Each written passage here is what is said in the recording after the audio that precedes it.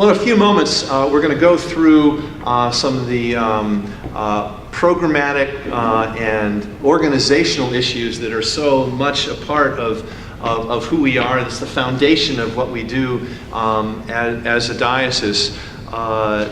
You've heard me mention, and I've mentioned it many times over the years, about the killer bees. The killer bees, buildings, budgets, boilers, and burnout. And they are real. They are real.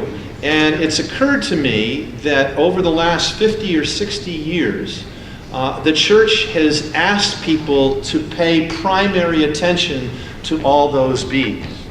And people have been very faithful in that. I'm thinking of Hal Terwilliger of sainted memory at St. Peter's, Morristown, who was the Baron of the boiler. He knew everything that went on in the boiler, and he tended that boiler. Some people suspected he had a cot down there to take care of the boiler. Len White, who I remember from my congregation in Massachusetts, in his 80s, he climbed 3 stories up on a ladder to clean out the gutters. And he didn't say anything when he was up there except, "Don't tell my wife where I am." And I'm thinking about the number of women that I've known over the years who every week wash and iron corporals and purificators to bring them into the church. Incredible, faithful devotion. And that needs to be honored. That needs to be acknowledged.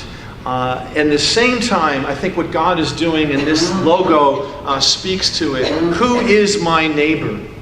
The energy that the church, that we as a diocese are asking people to pay attention to, is where is God working in the world? Not just the neighbors that we have, that we sit next to in church, but the neighbors in our communities. Who are they? What are their concerns? What are their hopes? What are their fears? What are they thinking about? How can we be in relationship with them? Because when we're in relationship with those people, with the people who share the space where we live and worship, God's presence becomes manifest. And sometimes in those encounters, we are surprised by joy. And we are opened up to God's grace.